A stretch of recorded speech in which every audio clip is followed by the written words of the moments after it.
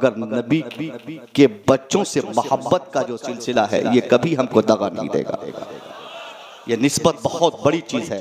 कल मैदान महशर में हम अपने रब से कह सकते हैं, अल्लाह मैंने तेरे बहुत नाफरमानियाँ की, मगर अल्लाह तेरे हबीब के बच्चों का मैं बहुत बड़ा खादिम व मुहिब था, अल्लाह इसी के सदक़े में मेरे गुनाहों को तू माफ़ फरमा दे। बहरहाल तो हज़रत तशरीफ़ फरमा है, हमको हुक्म हुआ है। हज़रत ने शायद इसलिए हुक्म फरमाया कि अब तक जितने खुतबा थे वो लोग अलग अलग मौज़ूआत पर गुफ्तगू किए, मगर हज़रत की ख्वाहिश हुई कि मैं सीरत पर बात करूँ, हज़रत के नाना की सीरत पर। कहिए ना सुभान अल्लाह। हुजूर अकरम सल्लल्लाहु अलैहि वसल्लम की सीरत पाक पर मैं गुफ्तगू करूँ। और ये एक खतीब का यह हक भी होता है, दुनिया में तमाम मौज़ूआत, तमाम टॉपिक्स जितनी गुफ्तगू आप कर सकते हैं, मगर नबी की सीरत से अच्छी गुफ्तगू दुनिया में कोई नहीं हो सकती। हम अपने पीर साहब की 24 घंटे तारीफ करें, 24 घंटे तारीफ करें और नबी की सीरत नहीं बताएं तो बेकार है। इसलिए शायद हजरत ने मुनासिब समझा कि मुसव्वी रज़ा जो हजरत के कदमों की धूल चाट कर यहाँ आया है। यकीनन मैंने बहुत पीर देखे हैं, मगर जितनी मोहब्बत और जितनी असागर नवाजी बच्चों को और छोटों को नवाजना हजरत से मैंने सीखा और देखा है, मैंने कहीं किसी पीर में नहीं देखा है। आमा यार, इतनी बड़ी खानका का मालिक, इतने बड़े बाप के बेटे और इतने बड़े दादा के पोते, जिनके अंडर 54-55 से जायद मदारिस चलते हो, जिनकी झोली में जज़ाकल्लाहु खैरा, जिनकी झोली में लाखों नहीं करोड़ों के करीब चाहने वाले हो, जिनकी झोली में देखिए, जिनको कुछ देना होगा, मुझे डिस्टर्ब मत कीजिएगा क्योंकि मैं तकरीर करूंगा। आज हजरत बैठे हैं, मैं तकरीर करूंगा, हजरत के कदमों के सामने आप ला के रख देंगे ताकि बाद में अगर वो पैसे को मैं उठाऊं तो मैं अपनी अम्मी से कह सकूं कि अम्मी सैयद साहब के कदमों से पैसा उठाया। मेरी गुफ्तगू सुनिए। दुनिया में मैंने बहुत पीर देखे हैं, मगर हुजूर ने जो असागर नवाजी हजरत में मैंने देखी है वो कहीं भी इस जमाने में पीरों में देखने को नहीं मिलता। 2-4 लोगों को मुरीद बनाकर कोई पीर बनकर 5 साल हो गया, अभी तक बीवी को मुरीद नहीं बना सका। ऐसे ऐसे पीर भी देखे गए हैं जो कहता है कि मैं पीर हूं, उनसे पूछे कि तेरा मुरीद कौन है तो वो बाहर के आदमी का नाम बताएगा। अगर उनसे पूछे कि तेरी बीवी तुझको मानी, बोलेगा नहीं, वही मुझे नहीं मान रही, बाकी दुनिया मान गई है। तो अपनी बीवी को जो आज तक मुरीद नहीं कर सका, उनका भी पांव जमीन पे नहीं रहता है। मगर अल्लाह की कसम, इतनी बड़ी खानका के साहिब सजादा, सैयदजादा, पीर इब्ने पीर, वली इब्ने वली, इनके हाथ में इतनी ताकत, इतनी पावर, इतना स्ट्रेंथ है, उसके बावजूद इस कदर असागर नवाजी। मुझ जैसे मौलवी से बात कर लेना, अल्लाह की कसम, छोटे छोटे मौलवी लोग, पीर लोग हम लोगों से बात नहीं करते, मगर हजरत मोहब्बत से बातें भी करते हैं और अपने खादिमों से कहते हैं इस जलसे में मुसव्वी रज़ा की तकरीर करवा दो, इस जलसे में मुसव्वी रज़ा की तकरीर करवा दो। तो हजरत ने 4 तकरीर के लिए मुझको चुनकर मेरे ऊपर इतना बड़ा एहसान फरमाया है कि इस मुर्शिदाबाद, मालदा और इस कलीमी खानदान में, कलीमी सिलसिला में तकरीर करने के लिए मेरे पास कोई सिलसिला नहीं था।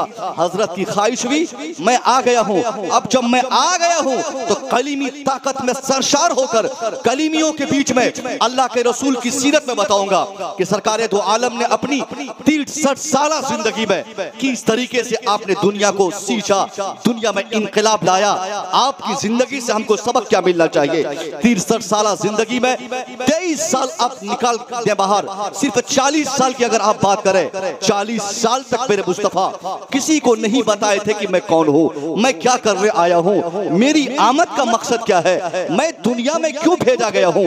40 साल तक मेरे नबी, तारीख बताती है, उन मक्का वालों के साथ आप बकरियां भी चलाए, भेड़ भी चलाए, आपने बिजनेस भी किया, मगर 40 साल का एक टाइम और पीरियड गुजारने के बाद मेरे मुस्तफा जब उन लोगों के बीच रहकर आपने चाहा कि अब मैं बता दूं कि मेरी आमद का सच असल में मकसद क्या था, मेरे मुस्तफा उन लोगों को एक जगह इकट्ठा करके आपने फरमाया, ए लोगों, मैं नबी हूँ, मेरी आमद का मकसद यह है, मैं तुमको दीन सिखाना चाहता हूँ। अल्लाह अल्लाह एक है, उस एक खुदा को तुम मानो। इतना सुनना था कि जिन अरब के लोगों ने मुस्तफा करीम को 40 साल देखकर परखकर सबसे बड़ा दुनिया का सच्चा कहा था, सबसे बड़ा दुनिया का नेक इंसान माना था, सबसे अच्छा इंसान माना था, उन लोगों ने अब मुस्तफा करीम को गालियां देना शुरू किया। किसी ने आपको आवारा कहा, किसी ने आपको दीवाना कहा, किसी ने आप पर ओझड़ियों की बारिश की। तारीख बताती है किसी ने आप पर पत्थरों की बारिश की और ताइफ में आपके दंदाने मुबारक को शहीद कर दिया गया। खून से लहू लहान मेरे मुस्तफा है। आपने देखा कि आपको सबसे अच्छा कहने वाला, सबसे सच्चा कहने वाला, वफादार कहने वाला, सादिकुल वादुल अमीन कहने वाला, वो आपको गालियां दे रहा है, वो आपको बुरा भला कह रहा है, वो आपको घर से निकालने की बातें कर रहा है। मुसलमानों ने कहा हुजूर आपको ये लोग गालियां दे रहे हैं, क्यों नहीं इनके हक में बद्दुआएं करते हैं? आप बद्दुआ करेंगे अल्लाह से, अल्लाह आपकी दुआ कबूल फरमाएगा, आपके दुश्मनों का कलेजा सीने से बाहर आ जाएगा। उतबा शैबा पागल होगा, अबू जहल दीवाना होगा, आपके दुश्मन का सर उसके तन से जुदा हो जाएगा। मेरे मुस्तफा समझ गए। आपने फरमाया हाँ हाँ मैं देख रहा हूँ, ये लोग मुझे गालियां दे रहे हैं, ये लोग मेरी तहरीक को रोकना चाहते हैं, ये लोग मेरे कलमे की तबलीग को रोकना चाहते हैं, ये लोग कलमे को फैलने से रोकना चाहते हैं, ये लोग नमाज के दुश्मन है, ये लोग कुरान के दुश्मन है, ये लोग कलमे के दुश्मन है, ये लोग मेरे इस्लाम के दुश्मन है। मगर मेरे मुस्तफा ने कहा नहीं नहीं, मैं इनके लिए बद्दुआएं नहीं करूंगा। मैं अगर चाह लूं तो ये दुश्मन तबाह हो जाए, मैं चाह लूं तो इनका वजूद धरती से मिट जाए, मैं चाह लूं तो इनका खात्मा हो जाए दुनिया से, मगर मैं ये नहीं चाहूंगा कि इनका वजूद धरती से मिटे। इसलिए कि मेरे मुस्तफा की निगाह नबूवत देख रही थी। जिन लोगों ने मेरे मुस्तफा के ऊपर पत्थरों की बारिशें की थी, तारीख बताती है 23 साल तबलीगी जिंदगी में मुस्तफा करीम को मानकर उन दुश्मनां ने इस्लाम के दिलो दिमाग इस कदर बदल गए। जिन लोगों ने मेरे नबी पर पत्थरों की बारिशें की थी, उन लोगों ने उसी माहौल में मेरे मुस्तफा पर दरूदों की बारिशें करना शुरू कर दी। जिन लोगों ने नमाज रोकी थी वही अब नमाज पढ़ रहे हैं, जिन लोगों ने कुरान की तिलावत पर पाबंदी बैठाई थी अब वही कुरान पढ़ रहे हैं। यानी इस्लाम के पैगंबर की तबलीग का ऐसा असर अरब के उन पत्थर दिल लोगों के दिलो दिमाग पर नक्श हो गया कि जो शराब के दलदल में धंसा था, अब वो शराब से पैर फेंक करके, वो खुद शराब से तौबा करके दूसरों को शराब की खराबी का इल्म दे रहा है। जिन लोगों ने नमाज छोड़ी थी उन लोगों ने नमाज इतनी पढ़ी कि कुरान उनकी नमाज का तज़किरा करते हुए कहता है तराहुम रुकअन सुजदा यब्तगून फज़लन मिनल्लाहि व रिज़वाना। यानी सुबह शाम नमाज पढ़ना, कुरान पढ़ना, नबी की बात मानना, नबी की से मोहब्बत करना। अब ऐसी दीवानगी उन लोगों में आ गई, मेरे मुस्तफा के सब दीवाने हो गए। तारीख बताती है जिन लोगों ने मेरे नबी की गर्दन उड़ाने की कसमें खाई थी, मुस्तफा का कलिमा पढ़ के आप पर ईमान लाने के बाद उन लोगों ने उसी मुस्तफा जाने रहमत के नाम पर अपनी गर्दनें कटाने को तैयार था। वही लोग मेरे नबी के दीवाने थे। ये है मुस्तफा की सीरत का असर। मेरे नबी ने अपने को दिखाया, मेरे नबी ने अपना चेहरा दिखाया, मेरे नबी ने अपने लाए हुए मिशन को जाहिर फरमाया। अब दुनिया बदलना शुरू हो गई। तारीख ये बता रही है 23 साल में अरब की सरजमीन पर मेरे मुस्तफा ने जिस इस्लाम को आपने फैलाना शुरू किया था, उसी इस्लाम की बरकत हिंदुस्तान में, उसी इस्लाम की बरकत चीन में, उसी इस्लाम की बरकत जापान में, वही इस्लाम चला गया जर्मन में, वही इस्लाम पहुंच गया अमेरिका में। गर्च उस वक्त अमेरिका नाम के एतबार से उसका वजूद नहीं था। यानी मजहब इस्लाम पूरी दुनिया के लिए एक जरूरत का सामान बन चुका था। इस्लाम के पैगंबर की तबलीग का ये असर शुरू हुआ। आज मैं कहना चाहूंगा उस 1400 साल पहले की तारीख थी जिस तारीख में हम पढ़ते हैं कि बेटियों को गाड़ना, माओ को गाड़ना, माओ से दुश्मनी करना, औकास के मेले में ले जाकर माओ को बेच देना, बहनों के हुकूक खा लेना, ये आज से 1400 साल पहले गैर इस्लामिक माहौल का सिस्टम था। 1400 साल पहले बेटियां गाड़ी जाती थी, बहनें बेची जाती थी, माओ को जलील समझा जाता था, बेवाओं की इज्जत नहीं थी। मगर आज मैं पूछना चाहूंगा, आज इस मोदी के जमाने में, आज ये योगी के जमाने में, आज ये अंग्रेजों के जमाने में, अमेरिका की तरक्की की बात करने वाले जमाने में हर आदमी जानता है, हर नेता की जबान पर वही बेटी पढ़ाओ बेटी बचाओ, हर नेता बोलता है बेटी पढ़ाओ बेटी बचाओ। मैं पूछना चाहूंगा, ए मोदी जी, बेटी तो आपके पास है नहीं, फिर भी बेटी पढ़ाने की बात आप कर रहे हैं। ए मोदी जी, बीवी तो आपके पास है नहीं, क्योंकि आपने शादी की थी 35 साल के बाद, आपको याद आया कि कभी आपने शादी की थी। वो तो मेहरबानी थी उस क्या बोलते बड़ोदरा के डीएम साहब की, कि जब शपथ ग्रहण समारोह में आप पहुंचे थे, उस डीएम साहब ने पूछा कि मोदी जी आपने शादी की है? मोदी ने इनकार किया, फिर सर खुजलाया, फिर रूम से बाहर गया, फिर अंदर आया, फिर बाहर गया, फिर अंदर आया। वो समझ गया कि ये डीएम मानने वाला नहीं, इसलिए इकरारनामे पे दस्तखत करते हुए बोला, हाँ आज से 25-30 साल पहले जशोदा बहन से मैंने शादी की थी। ए मोदी जी, जब आपकी बीवी आपके पास नहीं, आपके पास आपकी माँ नहीं, आपके पास आपकी बेटी नहीं, फिर किस बेटी को पढ़ाने की बातें कर रहे हैं? किस बहन को पढ़ाने की बातें कर रहे हैं? किस औरतों की इज्जत की बातें कर रहे हैं? गुजरात का मोदी बोलेगा, अरे नादान हो नादान, मुझे कुर्सी चाहिए, मुझे हुकूमत चाहिए, मुझे पावर चाहिए, मुझे स्ट्रेंथ चाहिए, मुझे दौलत चाहिए, मुझे ताकत चाहिए, मुझे सपोर्ट चाहिए, मुझे वोट चाहिए। तो इस्लाम के पैगंबर से सपोर्ट लेना पड़ेगा, इस्लाम के पैगंबर की बात लानी पड़ेगी। इस्लाम के पैगंबर ने जिन बेटियों को बचाने का पैगाम देकर पूरी दुनिया में मजहब इस्लाम का प्रचार किया था, मैं भी चाहता हूं उसी नारे का सहारा लिया जाए, उसी स्लोगन को अपनी तकरीर से, अपने भाषण से दुनिया के सामने पेश किया जाए, ताकि दुनिया मुझे नोटिस करे और दुनिया एक तरफ होकर मुझे सपोर्ट करके मुझे पीएम बना दे। यह है जमाना। आज दुनिया का हर इंसान बेटियों की मोहब्बत की बातें कर रहा है, हर आदमी बोलता है बेटियां पढ़नी चाहिए, बेटियां बचनी चाहिए, मगर इस पुरफितर माहौल में मैं कहना चाहूंगा, हर आदमी जानता है 1500 साल पहले की कहानी। 1500 साल पहले अगर बेटियां काटी गाड़ी जाती थी, तो क्या आज इस जमाने में बेटियां नहीं गाड़ी जाती? क्या इस माहौल में बेटियों को नहीं गाड़ते?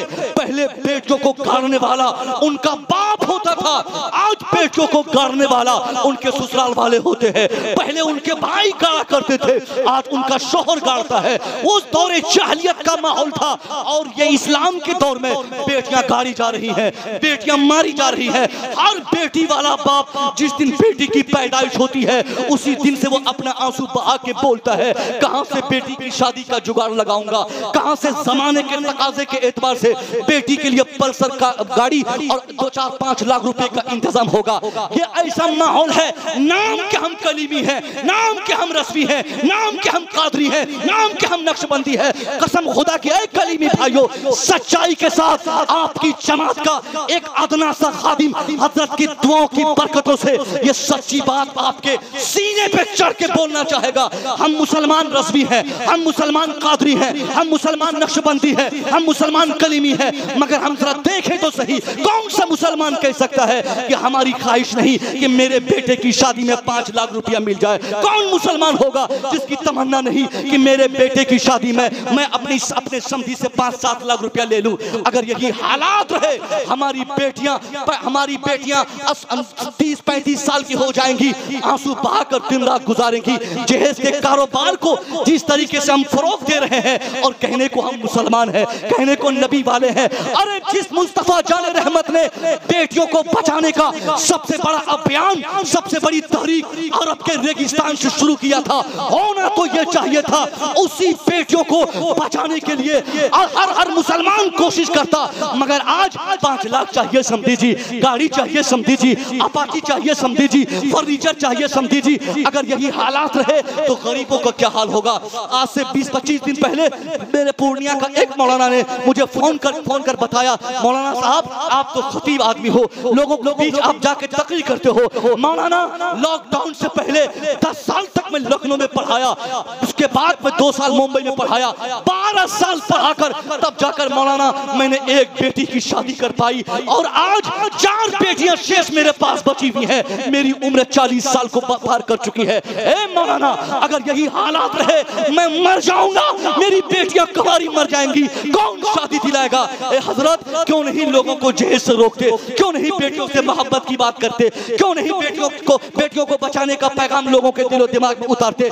मैंने कसमें खा ली कि जरूर कोई बड़ी महफिल में इस टॉपिक को रखकर लोगों से वादा करवाऊंगा कि अगर हमारे पास ईमान है तो ईमान की चाशनी भी नजर आनी चाहिए, ईमान है तो ईमान का मतलब समझ में आना चाहिए। ऐ मुसलमानों, अगर आप मुसलमान हो और मैदान महशर में सरकार के कदमों के नीचे आप रहना चाहते हो तो इतने बड़े मजमे में हुजूर के सामने खड़े होकर सबको ये तारीफ करनी पड़ेगी, ऐ मौलवी साहब, मैं अपने बेटे की शादी दिलाऊंगा मगर पैसे की मांग नहीं करूंगा, मैं भाई की शादी दिलाऊंगा पैसे की मांग नहीं करूंगा। एक आदमी भी अगर इसके लिए वादा करता है, मैं कसम खा के कह सकता हूं, वो कुछ भी नहीं लेगा, कोई फर्क नहीं पड़ेगा, उसका बेटा उसकी बहू यहां भी कामयाब रहेगी, मरने के बाद वहां भी कामयाब रहेगी।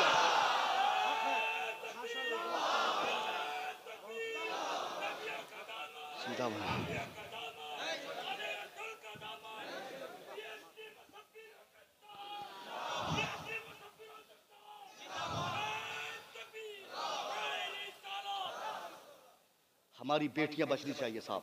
मेरे मुस्तफ़ा की सीरत यही है, मेरे मुस्तफ़ा ने सैयदा फातिमा को बचाने का जो पैगाम अपने अपने किरदार से दिया था, ऐसे ज़माने में, जिस ज़माने में दूर दूर तक बेटियों की इज्जत नहीं थी, इसलिए तो हिंदुस्तान की वो Annie Besant, doctor Annie Besant हजरत का ताल्लुक जिस खानका से है, वो खानका उत्तर प्रदेश में है, और उत्तर प्रदेश में ही एक शहर है बनारस।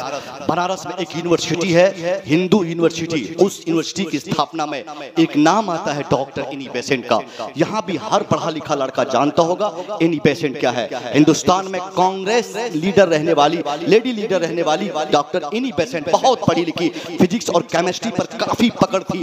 उनकी कई किताबें हमारे कॉलेजों में और यूनिवर्सिटीज में आज चल रही है। उनकी लिखी हुई किताबें, उनका कॉन्सेप्ट, उनकी थ्योरी और उनका तजर्बा आज हम लोग पढ़ते हैं। इतनी बड़ी तजर्बाकार खातून ने जब इस्लाम के पैगंबर की जिंदगी पढ़ा, बेसाख्ता बनारस हिंदू यूनिवर्सिटी की स्थापना में जिसने योगदान दिया था, उस डॉक्टर एनी बेसेंट का मानना है, it is impossible for anyone who studies the life and character of the great prophet of Arabia, who knows how he taught and how he lived, to feel anything but the reverence for that mighty Arabian prophet, one of the greatest messenger and supreme. Yet I myself, when I read them, a new way of admiration, a new sense of reverence for that mighty Arabian prophet. यानी आज हम मुसलमानों का बच्चा बोलता है, मुझे नहीं मालूम मेरे मुस्तफ़ा क्या थे, मैं सिर्फ इतना जानता हूं कि आप कलेमा लाए थे।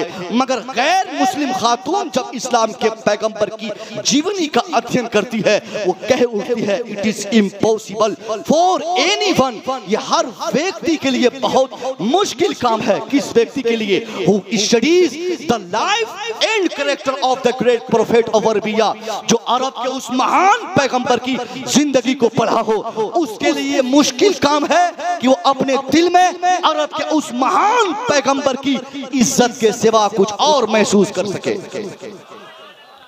यानी एनी बेसेंट का मानना है, जो आदमी पैगंबर की जिंदगी पढ़ेगा, पैगंबर के बायोग्राफी का स्टडी करेगा, वो अपने दिल में, अगर से हिंदू होगा, वो अपने दिल में उस महान पैगंबर की इज्जत के अलावा कभी कोई और चीज महसूस नहीं करेगा।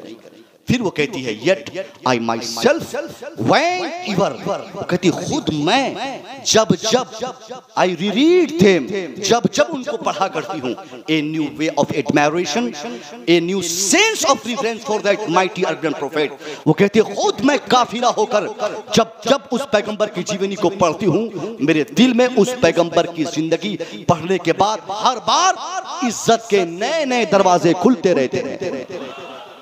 अरे कौन है? सुभान अल्लाह। ये हमारे गुलफाम भाई पढ़ रहे थे, तो एक साहब इधर से कम 20 बार आए, 20 मरतबा। मैं तो शायद गिना नहीं, लेकिन समथिंग मोहब्बत थी। मैं मना नहीं करूंगा, ये हमारे मेहमान है।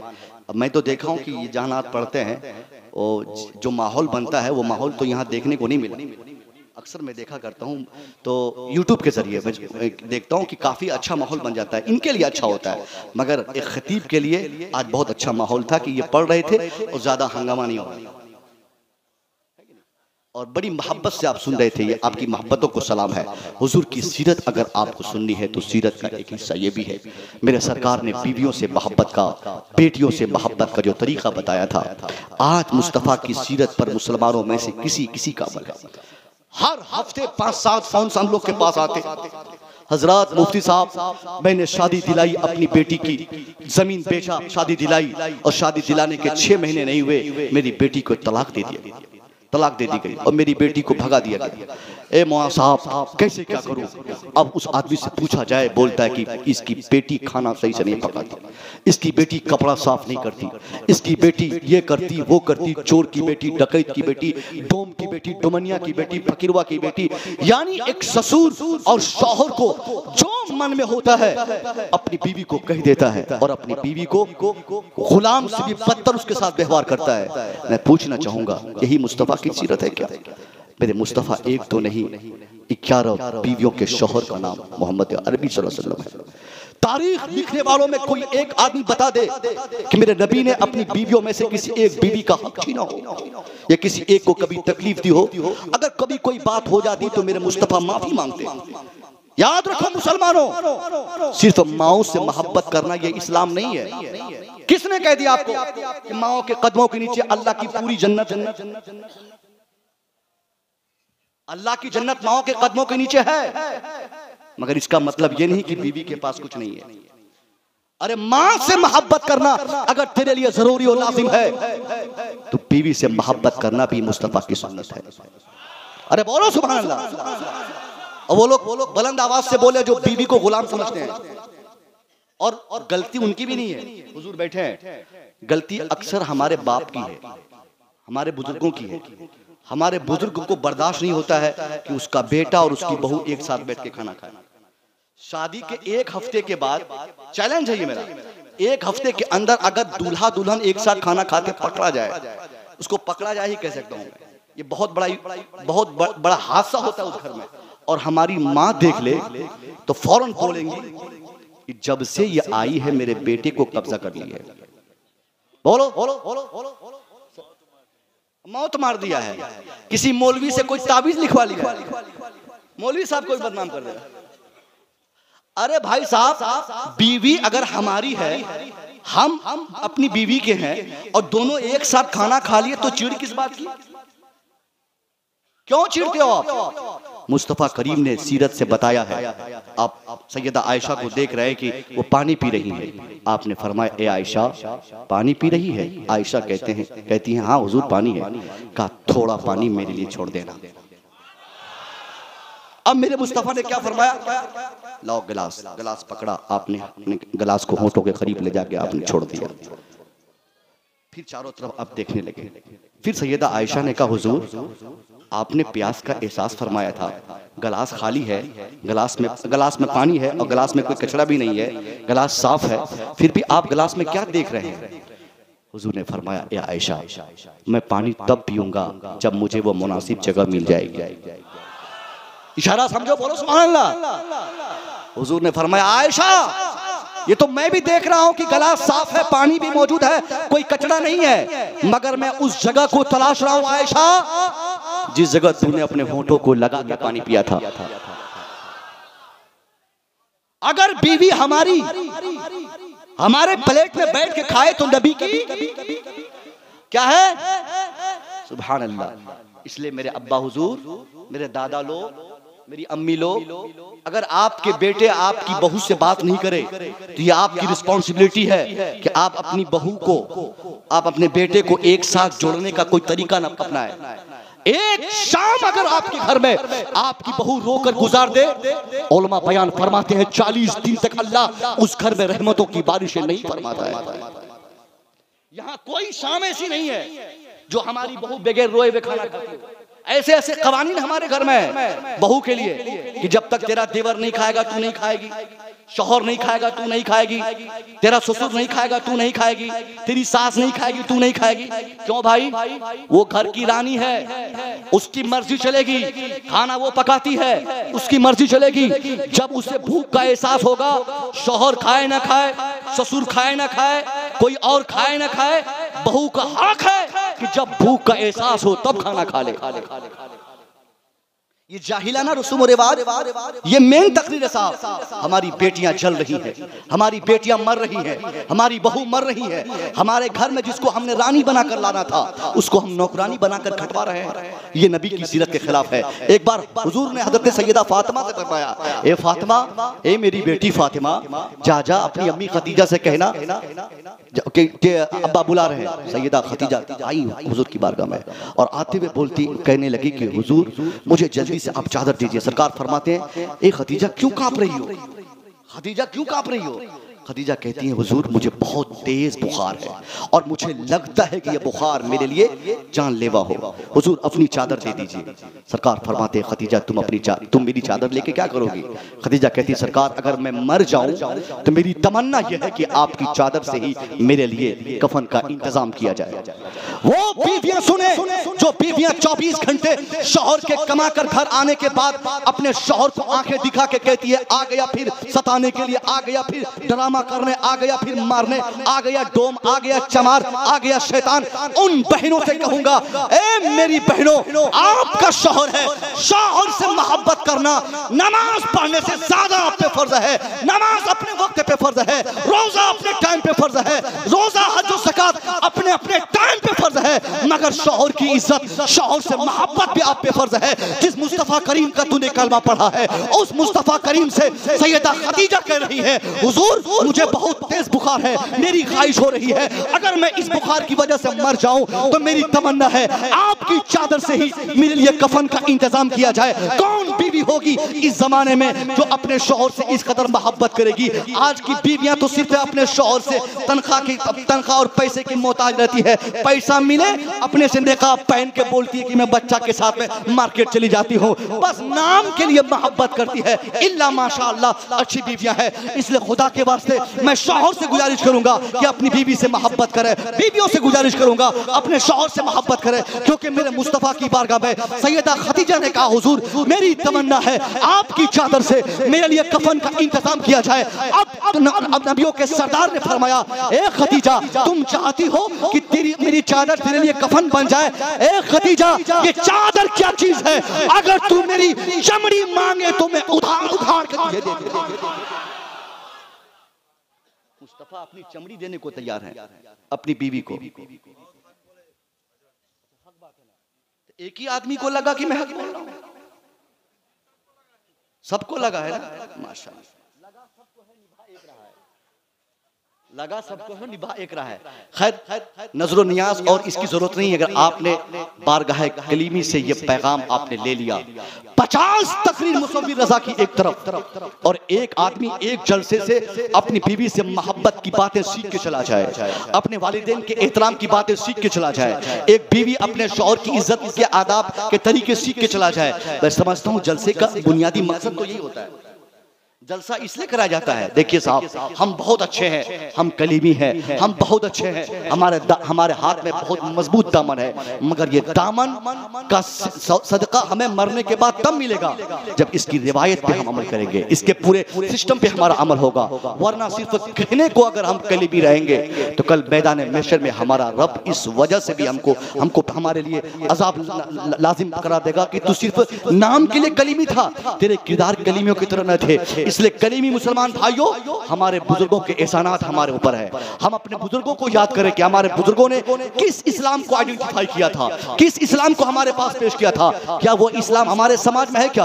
अभी हजरत फरमा रहे थे कि हमारे हुजूर दुल्हा मियां अलैहिर्रहमा जब इलाके में आया करते थे तो बैलगाड़ी पे आते थे, तो वो बैलगाड़ी से सफर करके पैदल चल के जिस इस्लाम को बचाकर हम तक पहुंचाया है, हम अगर दुल्हा मियां के सच्चे दीवाने हैं तो हमको कसम खाकर अपनी जिंदगी का एक एक हिस्सा इस तरह गुजारना होगा कि हम जिएंगे तो सरकार दुल्हा पाक की जिंदगी पर जिएंगे।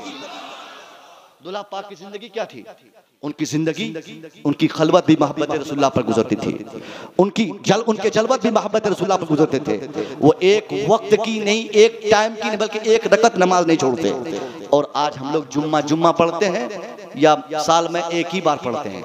और ऐसे लोग सबसे खतरनाक होते हैं जो लोग कभी नमाज नहीं पढ़ते, नमाजियों पे सबसे ज्यादा वही लोग धूस जमाते हैं। अभी एक साहब मस्जिद में बता रहे थे हमको कि हजरत जो नमाजी कभी कभी आते हैं ना, उनसे हम लोगों को बहुत डर लगता है। बोला क्यों? बोला वो आते ही गुस्सा आने लगता है। सबसे पहली बात, लोटा यहाँ फेंका हुआ है, घड़ी की सुई ऐसी है, वैसी है, वैसी है। खुदा की कसम, अगर आप मुसलमान हैं, ईमान का थोड़ा सा भी हिस्सा बचा हुआ है, आपके लिए जरूरी यह है कि आप नमाज पढ़ें। इस्लाम को जिस तरीके से पैगंबर इस्लाम ने दुनिया के सामने पेश किया था, उस इस्लाम को भी आप अपने किरदार से दुनिया में पेश करें। मेरी बात दूर तक चली गई, मुझे सीरत पे बात करनी थी। सरकार दो आलम की सीरत है बेटियों को बचाना। मुस्तफा करीम ने जिस तरीके से बेटियों को, बीवी को, बहनों को बचाया था, दुनिया मिसाल नहीं दे सकती है। दुनिया में कोई एक रहनुमा कोई बताए जो मुस्तफा जारे रहमत की तरह बेटियों को बचाने की तहरीकें चलाई हो। दुनिया का कोई ऐसा लीडर कोई बताए जिसने बीवियों से मोहब्बत का इतना बड़ा मिसाल, इतनी बड़ी मिसाल अपनी जिंदगी से और अपने किरदार से दुनिया में पेश किया हो। कोई रहनुमा नहीं मिलेगा। ढकोसलाबाद मोदी मिलेगा, ढकोसलाबाद योगी मिलेगा, ढकोसलाबाद अमित शाह मिलेगा। दुनिया में दूसरे लोग सिर्फ नाटक करने के लिए बेटियों को बचाने की बातें करते हैं, मगर सच में अगर 100% बेटियों को बचाने का किसी ने पैगाम दिया है, वो कोई और नहीं, वो इस्लाम के पैगंबर की जाते करामी है, वो मुस्तफा जाने रहमत की जात है, जिसने सिर्फ नारा नहीं दिया है बल्कि बेटियों को बचाकर भी मुस्तफा ने दुनिया को दिखाया। बेटियों से मोहब्बत की बातें भी आपने की और अपने किरदार से बेटियों को बचा के दिखाया। आज सफाई का अभियान पूरे हिंदुस्तान में चल रहा है। जिधर देखिए स्वच्छता का अभियान, स्वच्छता का अभियान। मैं पूछना चाहूंगा, ये स्वच्छता का अभियान सबसे पहले किसने शुरू किया था? आज हमारे बिहार में एक नेता बना है नीतीश कुमार। 7 साल हो गए बिहार में शराब पर पूर्ण पाबंदी आयद की है, कोई शराब नहीं पी सकता। मैं पूछना चाहूंगा, आखिर कौन बताया नीतीश कुमार को कि शराब पीने से आदमी का दिमागी तवाज़ुन खराब हो जाता है? ये सारी कुर्बानी, सारे एहसानात किसी और के नहीं, इस्लाम के हैं, इस्लाम के पैगंबर के हैं। आप अगर मुसलमान हैं तो इस्लाम के पैगंबर की सीरत पे अमल करना, सीरत मुस्तफा यही है। हाँ, एक बात और मैं बता रहा था। एक साहब मसला पूछ रहे थे कि हुजूर, एक साहब पूछ रहे थे कि हमारे पास पैसा है, हम अपनी बेटी को जहेज देंगे, आम मौलवी कौन होते हैं रोकने वाले? वाजिब बात है कि? अरे वाजिब बात है ना। आप करोड़पति हैं भाई, हम क्यों रोकेंगे? आप चाहे जहेज में जहाज दे दें, आप चाहे 5 लाख नहीं 5 करोड़ दे दें, आप चाहे 80,000 का फर्नीचर नहीं 50 लाख का फर्नीचर दे दें, हम मौलवियों को क्यों टेंशन भाई? आपके फर्नीचर से दो जितना देना हो। लेकिन नुमाइश जो होता है ना समाज में, देना है 5 तारीख को, 3 तारीख को दरवाजे पे गाड़ी आएगी, देना है 7 तारीख को, 1 तारीख को फर्नीचर दरवाजे पे लगी है। हर आने जाने वालों की निगाहों में बसा हुआ है, सब देख रहे हैं ये फर्नीचर है, ये गाड़ी है, ये पैसा है। उसका प्रचार ये भी बना है, क्योंकि अगर हम प्रचार करते हैं, जाहिर है जिस गांव में हमारा घर है, जिस गांव से हम राब्ता करते हैं, जिस गांव से हमारा ताल्लुक है, उसमें सारे लोग आपके तरफ मास्टर साहब नहीं है, सारे लोग सर्विस होल्डर नहीं है, सारे लोग प्रधान नहीं है, सारे लोग मुखिया नहीं है। उसमें से चंद गरीब भी है, चंद ऐसे भी है, लड़कियां हैं जिनके सर पे बाप का साया उठ चुका है। अब वो बच्चियां जब 80,000 का फर्नीचर देखकर तेरे घर से जाएंगी, जब गरीब बच्चियां तेरे दरवाजे से 5 लाख की कार देख के जाएगी, जब गरीब बच्चियां तेरे दरवाजे से महंगे सामान देख के जाएंगी, वो दिल में ये तमन्ना करेगी, काश मेरा बाप भी जिंदा होता, या जिसका बाप जिंदा हो वो कहेगी काश मेरा बाप भी इनके तरफ प्रधान होता, इनके तरफ मुखिया होता, इनके तरफ सर्विस होल्डर होता, इनके तरफ नेता होता, इनके तरफ पैसे वाला होता, तो मेरा बाप भी मेरी शादी में इसी तरह फर्नीचर का इंतजाम किया होता, इसी तरह सामान दिया होता। एक गरीब बच्ची अगर तेरे दरवाजे से दिल तोड़कर चली जाए और उसका बाप वो सामान न दे, वो अपनी शादी में वो लड़की रो दे, अपनी शादी में अल्लाह से गुजारिश कर दे, ए अल्लाह तूने पड़ोस की बेटी की तरह मुझे क्यों नहीं बनाया? उसका बाप तो प्रधान था, उसका बाप तो सर्विस होल्डर था, उसका बाप तो पैसे वाला था, उसका बाप तो दौलत वाला था। ए अल्लाह अगर मुझे गरीब घर में पैदा ही किया तो बेटी बनाकर क्यों पैदा किया? एक गरीब बच्ची अगर अपने घर से अल्लाह के सामने ये गुजारिश पेश कर देगी तो तेरे घर की सारी दौलत बेकार, तेरी सारी सारी मेहनत बेकार। इसलिए इस्लाम कहता है दिल तोड़ने से बचाओ। किसी का दिल में दर्द हो ऐसा काम न करो, ऐसी बात न बोलो, ऐसा किरदार पेश न करो। ये मजहब इस्लाम है। एक शख्स अभी इस्लाम लाया था, उससे किसी ने पूछा कि जनाबे वाला इस्लाम के पैगंबर की वो कौन सी बात तुझे पसंद हो गई जिसकी बुनियाद पर तुम कलमा पढ़ गए? उसने कहा इस्लाम के पैगंबर की जिंदगी। अभी तो मैं पढ़ना ही शुरू किया था कि मुझे पता चला कि एक दिन इस्लाम के पैगंबर मस्जिद नबवी में आराम फरमा है। एक ऐसे सहाबी दौड़ के गए जिनका बेटा गुम हो चुका था। वो सहाबी कहने लगे हुजूर सुबह से हो गई, सुबह से शाम हो गई, मैं अपने बेटे को मदीने की चारों गलियों में खोज डाला मगर मेरा बेटा पता न चल रहा है कहां चला गया। हुजूर मेरे लिए दुआ फरमा दीजिए कि मेरा बेटा मिल जाए। सरकारे दो आलम अभी उस सहाबी रसूल के लिए, उनके बेटे के मिलने के लिए दुआ के लिए हाथ उठाना ही चाह रहे थे कि इतने में क्या हुआ, दूसरे सहाबी कहते हैं सरकार अभी मैंने इसके बेटे को सामने वाले गार्डन में खेलते हुए देखा है, सामने वाले बागीचे में टहलते देखा है। अब क्या था, वो सहाबी जिनको अपने बेटे की तलाश थी, जो दुआ की दरखास्त लेकर नबी की बारगाह में मस्जिद नबवी में हाजिर हुए थे, वो फौरन उल्टे पांव भागे अपने बेटे को पकड़ने के लिए। वो जा ही रहे थे कि मुस्तफा जाने रहमत ने दूसरे सहाबी को कहा पकड़ के लाओ उनको, बुला के लाओ उनको, क्यों इतनी जल्दी दौड़ के भाग रहा है? एक सहाबी दौड़ के कहा कि हुजूर बुला रहे हैं। अब वो फिर वापस सहाबी लौट के आए नबी की बारगाह में, कहा हुजूर आपने मुझे बुलाया? कहा हाँ मैंने बुलाया। कहा क्यों बुलाया हुजूर आपने? कहा क्यों इतनी तेज दौड़ के जा रहे हो? कहा सरकार मेरा बेटा सुबह से गुम हो चुका है, घर में मेरी बीवी रो रही है, यहाँ मैं परेशान हूँ। जब मैं सुन लिया हूँ कि मेरा बेटा सामने गार्डन में खेल रहा है, वही बेटे को देखने जा रहा हूँ, बेटे को लेने जा रहा हूँ। मुस्तफा का जवाब सुन के ईमान ताजा होगा। मुस्तफा फरमाते हैं हाँ बेटा तेरा है, जाओ लेने, तुझे कौन रोकता है? मगर याद रखना जब तुम बेटे को देखोगे अपने बेटे को बेटा मत कहना, बेटा कह के हरगिज़ मत पुकारना। सरकार फरमाते हैं बेटा मत कहना। साहबी कहते हुजूर बेटा मेरा है, पैदा मैंने किया है, परवरिश की जिम्मेदारी मेरी है, उसकी देखभाल मैं करता हूँ। मैं अगर अपने बेटे को बेटा कह ही दिया तो इसमें क्या फर्क पड़ेगा? सरकार फरमाते हैं हाँ बेटा तेरा है, तुम कह सकता है, मगर हालात दूसरा है। तुमको पता नहीं, तुम कई घंटे से अपने बेटे को नहीं देखे हो, तेरे दिल में तेरे बेटे के लिए अजीबोगरीब मोहब्बत होगी। मुझे यकीन इस बात पर है कि घंटों की मफारकत के बाद जब तुम अपने बेटे को देखोगे और लफ्ज़ बेटा कह के पुकारोगे तो उस लफ्ज में, उस पुकार में, उस स्टेटमेंट में, उस बात में एक अजीबोगरीब मोहब्बत होगी, एक अजीब कैफियत होगी। इसलिए मुझे अंदेशा है जब तुम प्यार से बेटा कहोगे और तेरा बेटा जहां खेल रहा है तुमको नहीं मालूम कि वहां औरों के भी बच्चे खेल रहे हैं। वो उन बच्चों में यतीम बच्चे भी होंगे, ऐसे बच्चे होंगे जिनका बाप इस दुनिया में नहीं होगा।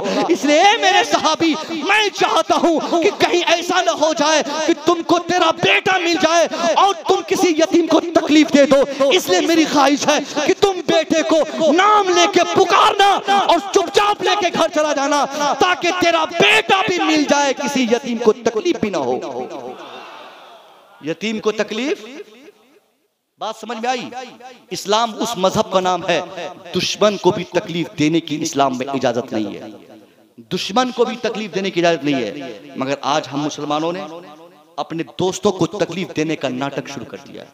आज मुसलमान सबसे ज्यादा दुखी अपने भाई से है।